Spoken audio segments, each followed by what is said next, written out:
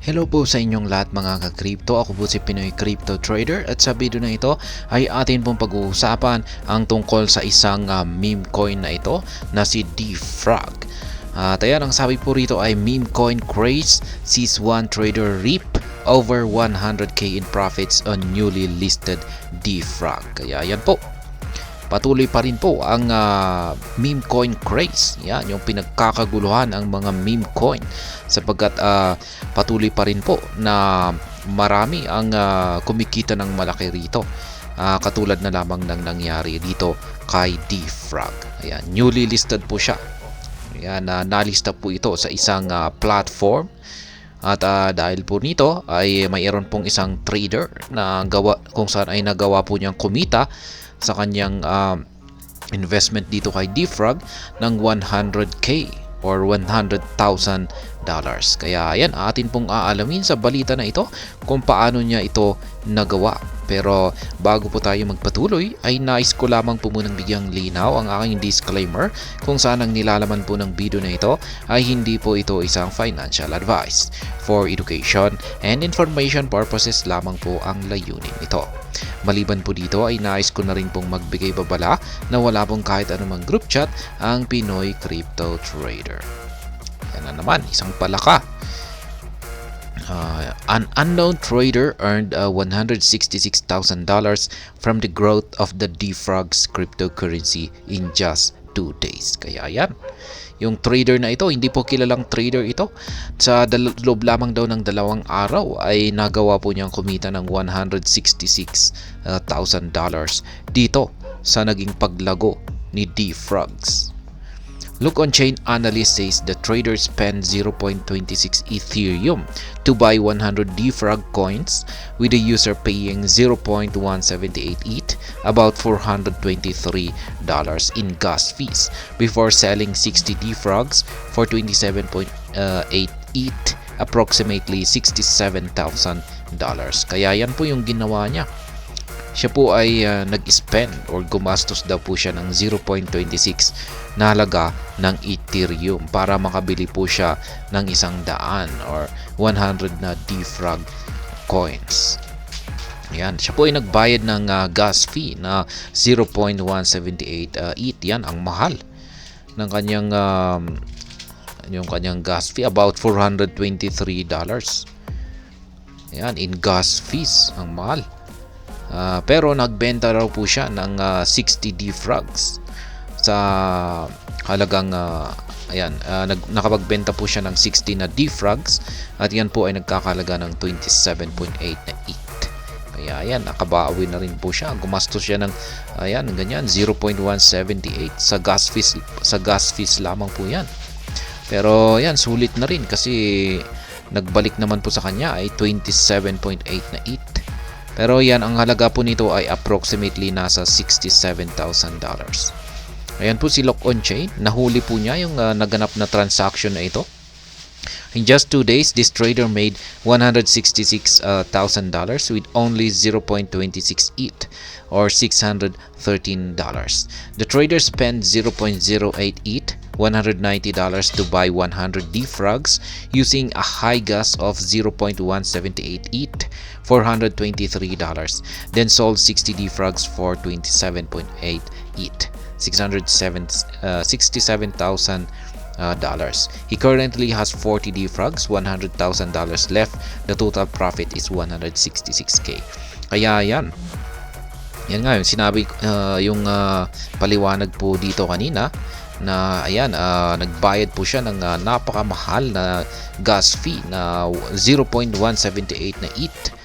Yan po ay umaabot sa $423. Pero sulit naman po kasi nakapagbenta na po siya ng 60 DFrogs. Yan, meron po siyang binenta na 60 DFrogs na nagkakalaga po ng 27.8 na ETH at katumbas po nito ay $67,000. Kaya yan, sulit na sulit yan. Ngayon ay meron pa siyang natitirang 40 na DFrogs. Yan, na hindi pa niya nabebenta.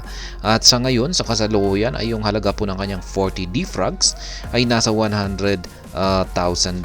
Kaya sa kabuuan ay $100,000 plus yung sa kanyang $67,000 ay meron po siyang profit na $166. Kaya yan po yung mga screenshot sa kanyang mga transactions, at ito naman yung yan yung chart kung saan po siya nagbenta. Ayan, kikita natin dito yung sell, letter S. The users still had 40 DFrag coins left at their disposal, leaving a total of $166,000 for the trader. Some speculate that insiders could be responsible for the profits, with one comment on X suggesting that it is often developers of a project who reap the rewards early when a new coin increase in value. Kaya yan, may mga nagsisilabasan ng mga spekulasyon na maaring ang trader daw na ito ay isang insider. Yan, or mga developers ng project, kasi yung mga developers na ito ay sila daw po talaga yung nakakakuha sa early rewards.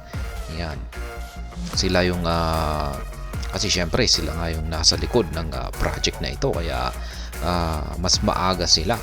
Ayan, at saka alam nila yung project na ito kung talaga nga ba talagang kung talagang lalago yung project na ito or hindi. Kaya mukhang yan, yung mga spekulasyon na ito ay malamang kagagawan po ito ng isang insider or mismong yung mga developers nito. Kaya yan, saan yung on devs make money. Yan po yung sinabi ni Fake Toshi Nakamoto. According to CoinMarketCap, over the past 24 hours, the token has risen by more than 85%, increasing in price to $2,930 at the time of writing.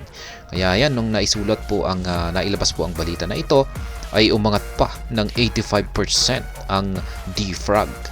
Yan, kaya yung kanyang presyo na ngayon ay nasa $2,930. Kaya yan, ang laki.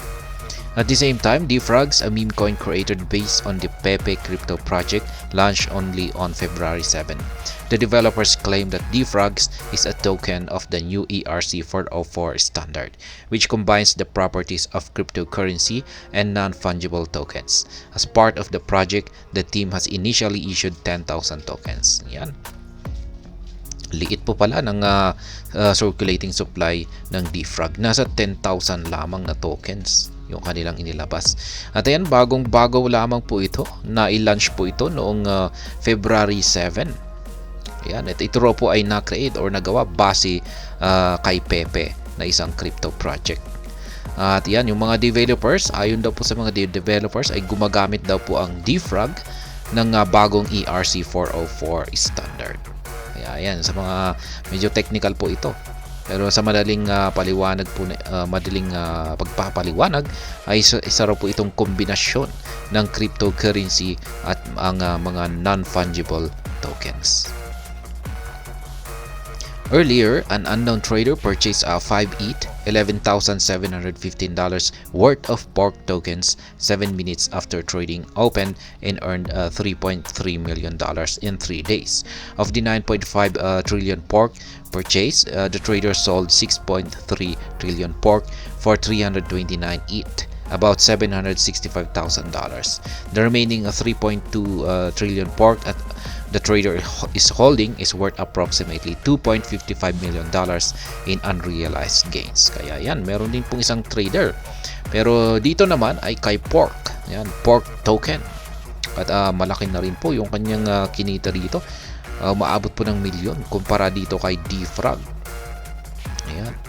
At sa tingin ko ay nakontent na rin po natin ito, yung kay pork token na ito. At ayan pong muli yung bagong-bagong labas na coin dito na si DFrags. Yan, bagong-bagong coin na si DFrags. Ay meron pong isang trader na kung saan ay nagawa po niyang kumita dito ng $166,000. Kaya ayan. Hanggang dito na lamang po tayo sa video na ito. Sana po ay inyong nagustuhan ang aking paliwanag dito. Kung inyo po itong nagustuhan ay pag-click lamang po ang like button nito. Para naman po sa mga bago lamang dito, kayo po ay aking inaanyayahan para mag-subscribe. Pag-click na rin po ang bell icon nito dahil ito po ang siya magsisilbing notification nito sa mga bago kong videos na akin pong ina-upload sa aking YouTube channel na ito. Marami pong salamat sa panunood, ingat po tayo lagi at God bless po sa ating lahat.